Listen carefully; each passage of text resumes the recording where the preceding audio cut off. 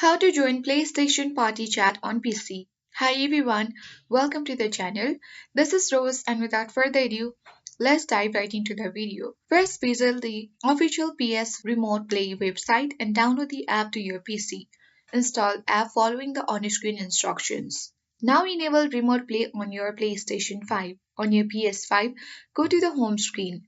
Select Settings. Navigate to System, then select Remote Play and turn on Enable Remote Play. Go back to Settings, click on Users and Account, and then Order.